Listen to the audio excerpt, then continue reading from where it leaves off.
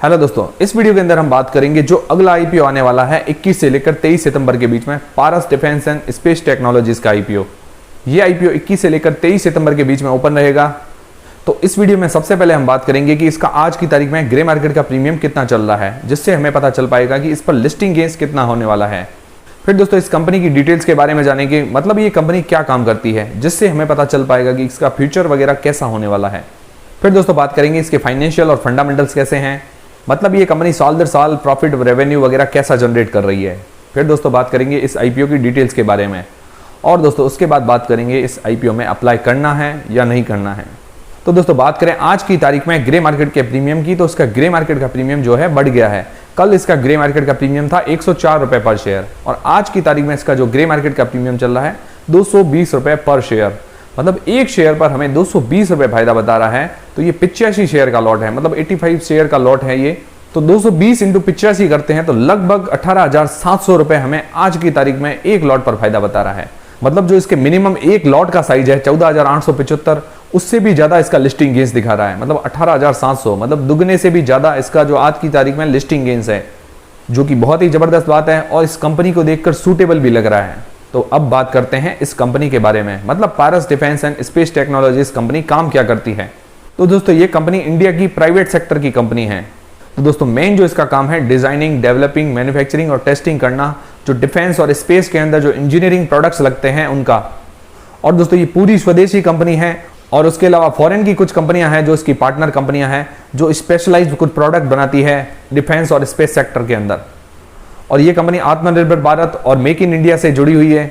तो दोस्तों इसका जो की प्रोडक्ट है डिफेंस एंड स्पेस ऑप्टिक्स। दोस्तों स्पेस ऑप्टिक्स जो काम आते हैं, जो बिना किसी वायर और ऑप्टिकल फाइबर के डाटा ट्रांसफर करते हैं, मतलब वॉइस है, इमेजेस है, वो लाइट के माध्यम से ट्रांसफर करते हैं स्पेस ऑप्टिक्स के थ्रू। ये इसका मेन प्रोडक्ट है। इसके अलावा और भी काफी सारे प्रोडक्ट्स बनाती है। तो इसका कस्टमर बेस बहुत ही बढ़िया है, जिसके अंदर L&T है, भारत इलेक्ट्रॉनिक्स है, गोदरेज है, DRDO है, DRDO जो डिफेंस से जुड़ा हुआ है, उसके अलावा इसरो है, राफेल है, और भी इसके अलावा काफी सारी कंपनीज और ऑर्गेनाइजेशन हैं जो इसकी कस्टमर्स हैं, जो कि कंपनी के लिए बहुत ही पॉजिटिव बात है। अब इसका प्रोडक्ट पोर्टफोलियो देखें तो ये हैवी इंजीनियरिंग प्रोडक्ट्स बनाती है, defence and space optics, defence electronics, EMP solution, मतलब जो इलेक्ट्रोमैग्नेटिक पल्स होती है उनके सॉल्यूशन के लिए कैबिनेट वगैरह बनाती है, और नीश टेक्नोलॉजीज। तो इन सभी सेगमेंट्स के अंदर ये काम करती है।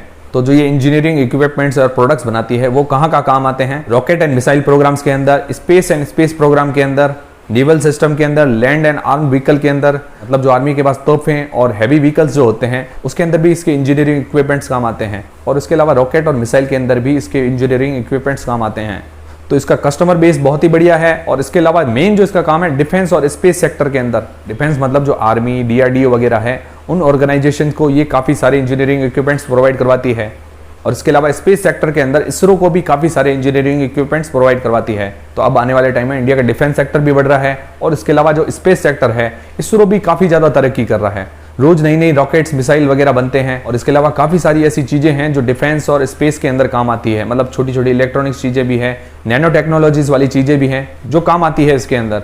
तो ऐसी काफ़ी सारी चीज़ों की मैन्युफैक्चरिंग ये कंपनी करती है। तो इसका फ्यूचर जो है बहुत ही ज़बरदस्त नज़र आ रहा है आने वाले टाइम में।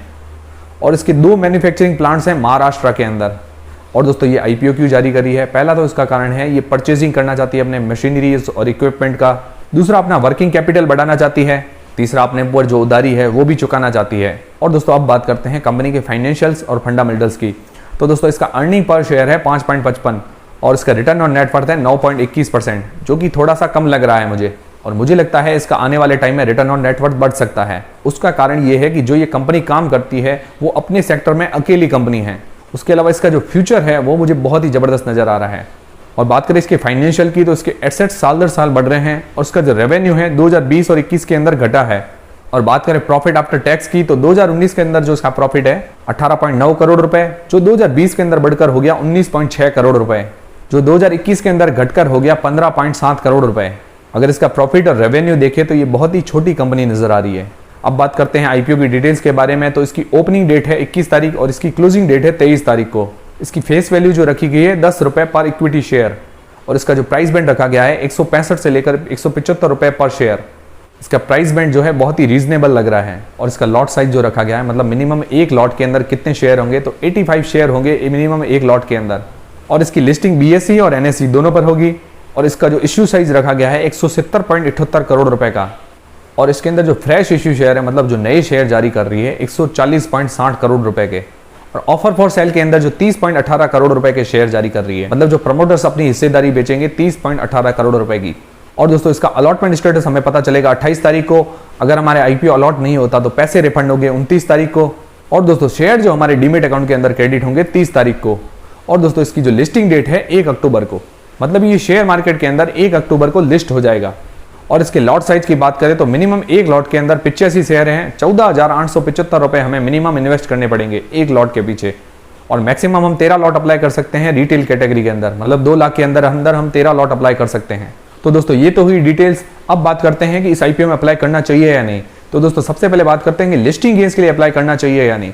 तो दोस्तों इसका ग्रे मार्केट का प्रीमियम बहुत ही जबरदस्त चल रहा है, तो लिस्टिंग गेन्स के लिए हम अप्लाई कर सकते हैं इस आईपीओ के अंदर, क्योंकि इसका ग्रे मार्केट का प्रीमियम भी बहुत जबरदस्त है। तो लग रहा है कि आने वाले टाइम में इतना ही ग्रे मार्केट का प्रीमियम बरकरार रहेगा, तो हो सकता है हमें लिस्टिंग गेन्स भी बहुत ही जबरदस्त देखने को मिले। और फिर दोस्तों बात करें कि लॉन्ग टर्म के हिसाब से कंपनी कैसी है। तो दोस्तों इसके फाइनेंशियल और फंडामेंटल्स देखें तो ये बहुत ही छोटी कंपनी नजर आ रही है, मतलब अभी बहुत ही छोटी कंपनी है ये। तो आने वाले दिनों में इस कंपनी का बढ़ने के चांसेस बहुत ज्यादा हैं। और दोस्तों ये डिफेंस और स्पेस सेक्टर के अंदर काम कर रही है, तो उसका फ्यूचर जो है बहुत ही जबरदस्त लग रहा है। तो दोस्तों ये डिफेंस और स्पेस सेक्टर के अंदर काफी सारे बहुत ही जबरदस्त प्रोडक्ट बनाती है, और इंडिया के अंदर ये अकेली कंपनी है जो अपने सेक्टर के अंदर। और इसके अलावा डिफेंस और स्पेस ऑप्टिक्स में वर्ल्ड के जो टॉप सप्लायर्स हैं उनके अंदर ये आती है। और दोस्तों इसका एम है कि डिफेंस और स्पेस ऑप्टिक्स में नंबर 1 पर आना वर्ल्ड के अंदर। और इसके अलावा ये काफ़ी सारे प्रोडक्ट्स बनाती है, नैनो टेक्नोलॉजीज के अंदर, इलेक्ट्रॉनिक्स के अंदर, हैवी इंजीनियरिंग प्रोडक्ट्स बनाती है। और मेन जो इसके प्रोडक्ट्स हैं डिफेंस और स्पेस सेक्टर के अंदर। तो अभी Indian government defence, space sector और टेक्नोलॉजी के अंदर काफ़ी ज़्यादा पैसे खर्च कर रही है, तो इसका फ्यूचर बहुत ही जबरदस्त नजर आ रहा है। इसके अलावा ये मेक इन इंडिया और आत्मनिर्भर भारत से भी जुड़ी हुई है, तो ये पूर्णतः स्वदेशी कंपनी है, तो इसको गवर्नमेंट का सपोर्ट भी बहुत ही अच्छा मिलने वाला है। और इसके अलावा जो इसका कस्टमर बेस है वो बहुत ही तगड़ा है, मतलब गवर्नमेंट ऑर्गेनाइजेशन है, उसके अलावा जो प्राइवेट कंपनियां हैं वो भी इसकी कस्टमर हैं, मतलब डीआरडीओ, इसरो, ये गवर्नमेंट ऑर्गेनाइजेशन है। उसके अलावा गोदरेज है, एलएनटी है, ये कुछ प्राइवेट कंपनियां हैं जो इसकी कस्टमर हैं। और इसके अलावा और भी ऑर्गेनाइजेशंस और कंपनियां इसकी कस्टमर्स हैं, तो इसका कस्टमर बेस बहुत तगड़ा है, इसका फ्यूचर बहुत ही जबरदस्त नजर आ रहा है। तो दोस्तों लॉन्ग टर्म के हिसाब से भी आप इसमें इन्वेस्ट कर सकते हैं। और दोस्तों आपकी क्या राय है इस आईपीओ के बारे में, मुझे कमेंट करके जरूर बताएं। और दोस्तों जो इसका ग्रे मार्केट का प्रीमियम चल रहा है उसके बारे में आपकी क्या राय है, मुझे कमेंट करके जरूर बताएं। और दोस्तों हमारा वीडियो अगर आपको पसंद आए तो वीडियो को लाइक जरूर करें, और दोस्तों चैनल को सब्सक्राइब कर लें। ऐसे और भी वीडियोस हमारे चैनल पर आपको मिलते रहेंगे। मिलते हैं दोस्तों नेक्स्ट वीडियोस के अंदर।